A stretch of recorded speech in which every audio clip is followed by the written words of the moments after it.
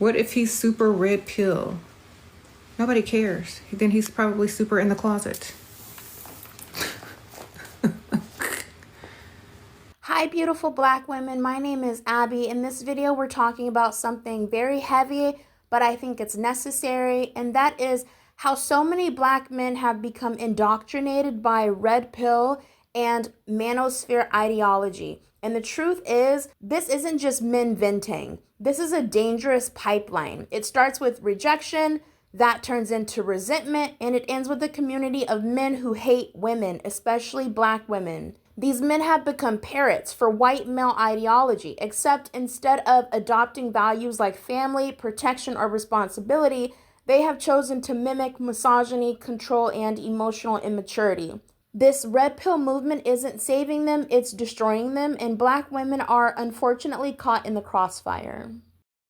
I'm not gonna lie, I really did not realize how harmful and toxic this red pill and manosphere stuff has really rotted so many young men's brains. Like, truly. And one talking point I'm really getting tired of hearing is, oh, there's some good things in the red pill. No, there's not. Telling young men to clean up their room and to dress nice and to have confidence and to work out, that's just common sense. It's just common sense. You don't need to watch a bunch of motivational red pill videos in order to know that. The majority of y'all watch that red pill stuff because it makes you feel good to see a bunch of fake alpha male tough guys crap on women. That's the only reason why a lot of y'all watch it. It's not to self-improve. Stop it. Let's start with the truth. Black men didn't create the red pill movement. It came straight from disillusioned white men, frustrated with feminism, angry at women's autonomy, and obsessed with traditional values they themselves don't live by. But somehow along the way, black men picked up the baton and they have ran with it hard. Now, everywhere you look online, you see black men regurgitating these talking points like gospel. High-value men don't marry single mothers. A woman's worth is tied to her body count. Masculine women are the downfall of society. You think that they're reading them from a script. And men, especially black men, bro, who be listening to Andrew Tate or the Fresh and Fit podcast be wondering why they single. Y'all really that desperate for advice? You take it from rich dudes who don't care about you. They uplift white supremacist platforms and they go on all day teaching you how to hate women. That stuff is not masculinity. In fact, that's high insecurity. Most of y'all need to pick up a book, learn how to communicate and actually respect women instead of taking advice from rich dudes who don't care about you and feeds into racism, misogyny, and abuse. Most women find that red pill talk extremely unattractive anyway. Y'all not doing anything to help yourself become high value. In fact, y'all are becoming high-key embarrassing. They're not building families, they're not creating legacy, they're just podcasting pain and blaming black women for everything, as per usual. And it's wild because they never copy white men's marriage rates. They don't copy their generational wealth building. They don't copy the way white men often support and protect the women raising their children. No, of course not. They skip all of that and they just go straight to the misogyny, straight to the hate. A lot of people love to argue about who started the red pill movement. Was it the white man? Was it Kevin Samuels? Was it Andrew Tate? But the truth is, none of that really matters anymore because right now, black men are the ones fueling it. They're the ones sharing the clips, starting the podcast, making the TikToks, flooding YouTube with alpha male content. They have taken ownership of it. So this isn't just about the origin, it's about the infection. And the black community is sick with it. Red pill is really just the gateway to the black incel culture. A lot of people still don't understand that. The red pill movement is not about growth or self-improvement, but it pretends to be. What it actually is just a pipeline to incel thinking. And for black men, it's even worse because it's wrapped in the language of empowerment, but it only leads to deeper bitterness, isolation, and misogyny. It starts small. A black man gets rejected, maybe cheated on, or perhaps he feels unseen. He doesn't go to therapy, of course not, because that's not what a majority of them do. He doesn't heal because they don't believe in that. He gets online, he finds a community of men just like him, who are angry, insecure, and blaming women for their pain. At first, he's just red pill. He says he wants a traditional woman. He says women have changed. He says feminism has ruined dating. But then he stops talking about solutions and starts fantasizing about control. He stops working on himself and starts obsessing over what women should be doing. Before you know it, he's making hateful videos. He's saying men are the prize, black women are masculine, baby mamas are trash. He's calling women used goods, leftovers, liabilities. But if that were true, his mother would also fall into that category. It's not self-improvement, it's really just self-hatred being misdirected. And the scary part is that these men still think they're high value. They're not building anything. They're just getting louder, bolder, and more bitter. And they are surrounded by other men who hate women as much as they do. That's incel behavior. That's what the red pill movement is grooming black men into. Black incels with microphones. And I think a lot of black mothers don't want to hear this, but it does need to be said. Your black son is not safe from any of this red pill incel ideology. He's not safe, okay? You can be the best mother on earth. You can raise your son with love, structure, and confidence. You can still have a father in the home. And I can promise you, it is very possible your black son can grow up to hate black women because the internet is raising these boys, not you. If you're not watching what they consume online, YouTube, TikTok, Twitch, Discord, then you're giving these red pill men open access to your child's mind. They will teach him that women are objects, that submission is owed, that black women are aggressive, masculine, and undesirable. By the time you realize it, it will be too late. He'll be 16 and he'll be telling you that you're the problem. He'll be 20 and he'll start calling women females. He'll be 30 and he'll start blaming his mom for why he can't love a woman. Black men truly want to be white men, but only the toxic parts.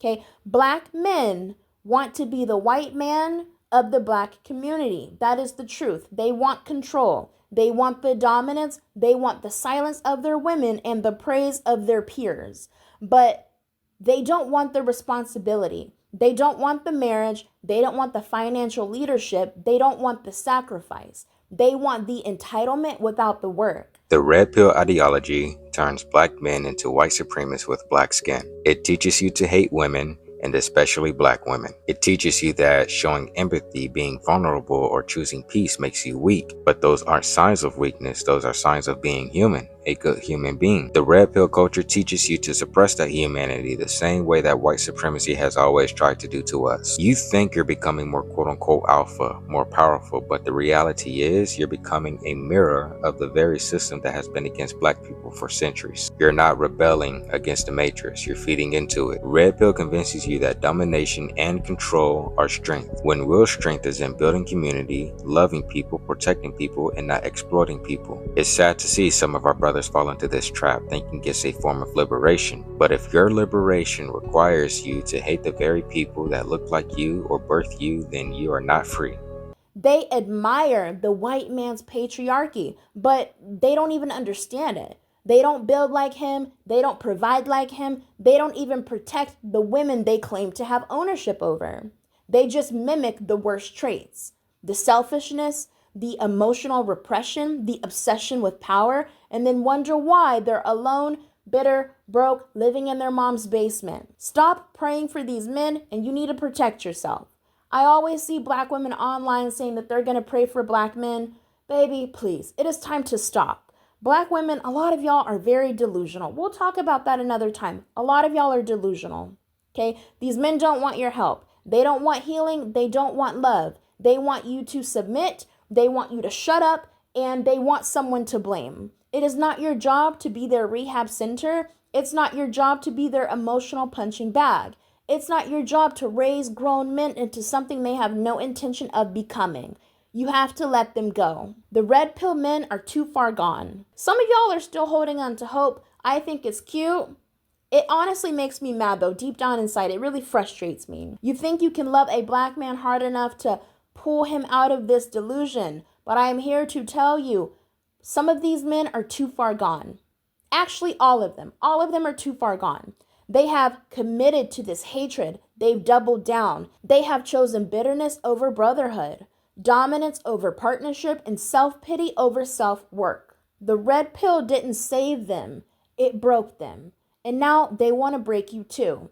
I hope you can protect your peace. I hope you can guard your womb and stop feeling guilty for walking away, because the red pill pipeline doesn't just lead to misogyny, it leads to failure, loneliness, and delusion. It's literally the storyline for a sexless loser. They're a bunch of dudes who felt like they deserved to get the women that they wanted and the women that they were physically attracted to in their childhood, even though they were not physically attractive to any women. And even though there were girls that may have genuinely wanted them, they did not want those girls. They felt entitled to receive the women that they wanted. And when the women that they wanted, based on their physical level of attractiveness, exercised their own right to choose that they did not want them based on their level of physical attractiveness, they became angry. And instead of just becoming more attractive or having better hygiene, they blamed it on anime. They blamed it on not having any money. They blamed it on any other reason than you just don't look good. Couple that with the fact that this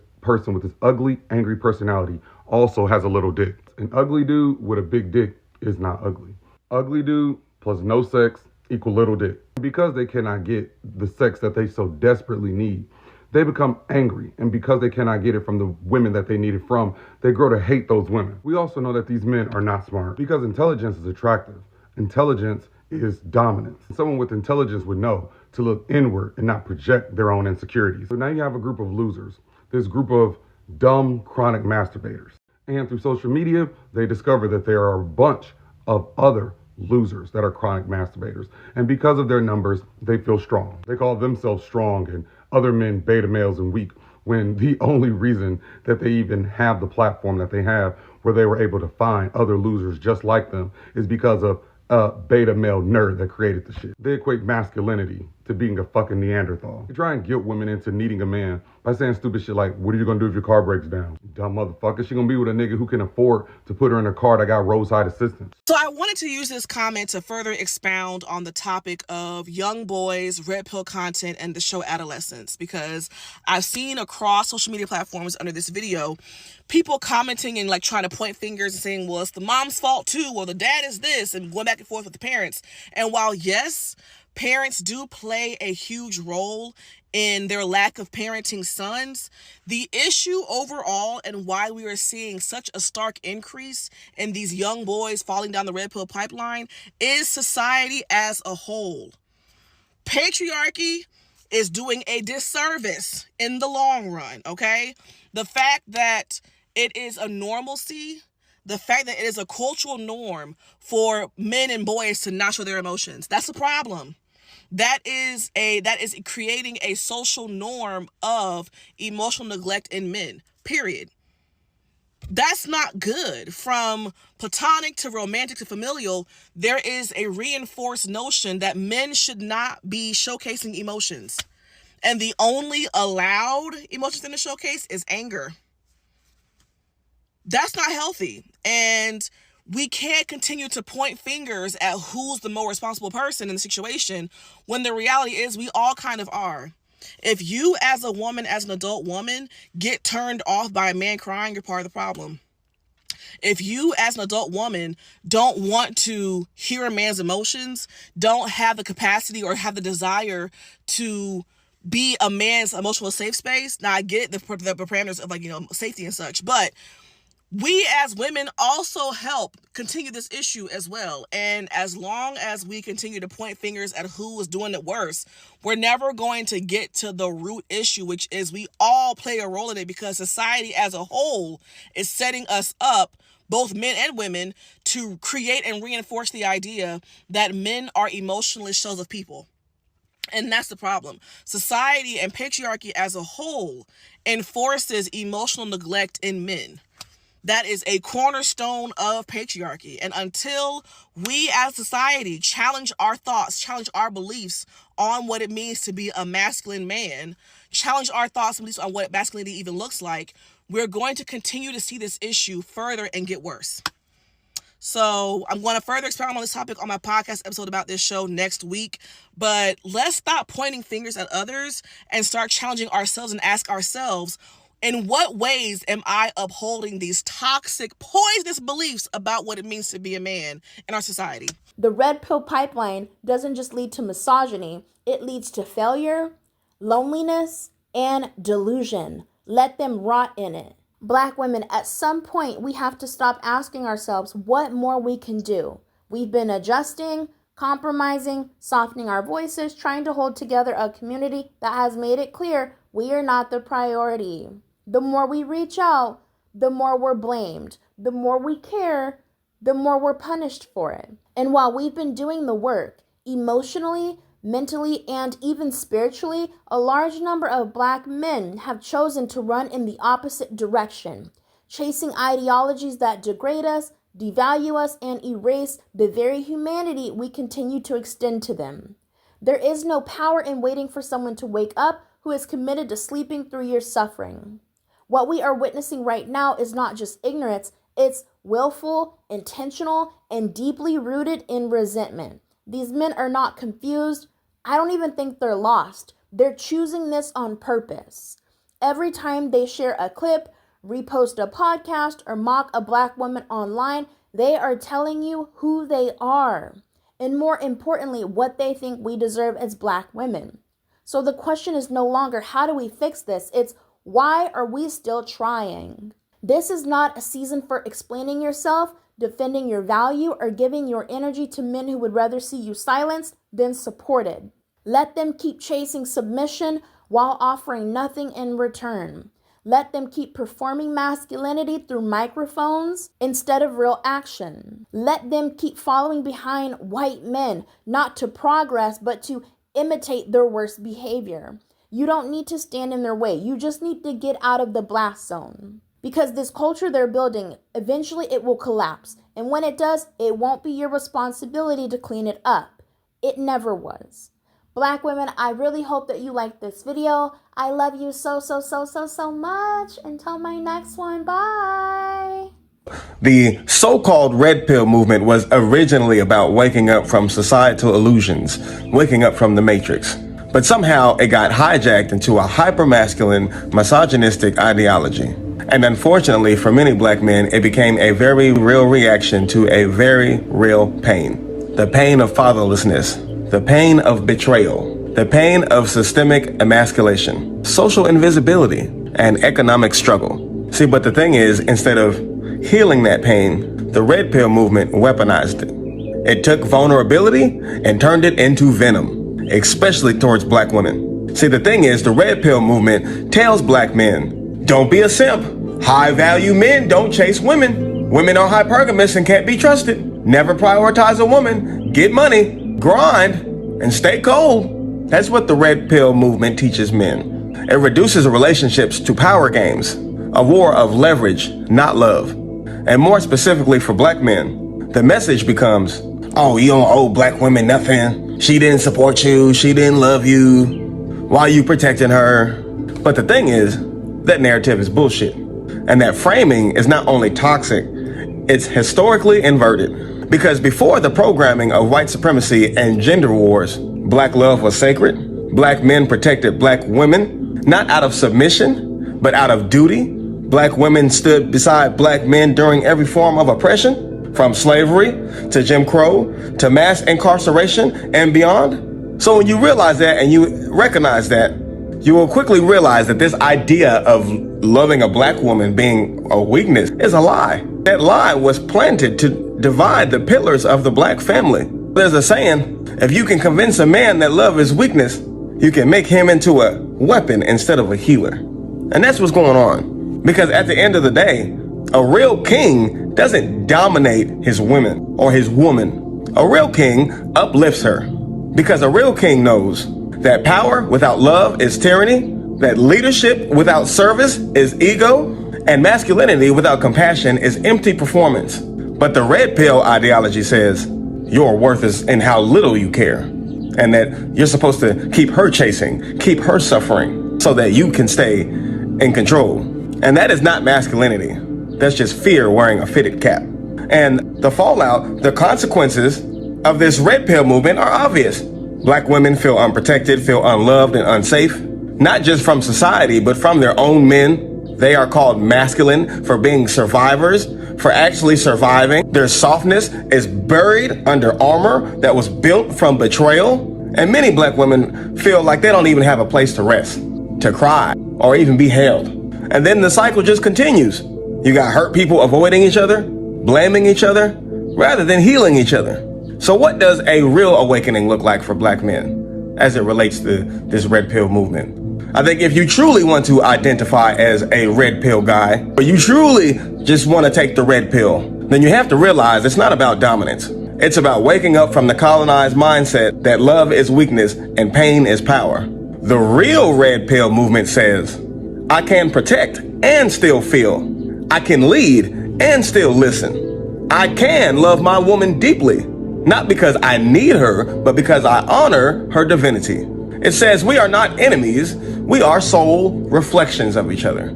So in the spirit of reclaiming strength as love, you have to understand that loving black women does not make you soft. Protecting her does not make you weak. And standing beside her does not shrink you, it expands you. The strongest black men in history, from Malcolm X to Martin Luther King to Fred Hampton to even your grandfather, these men loved their women with full hearts and fearless hands. They didn't get seduced by bitterness, and they weren't afraid to serve love as warriors.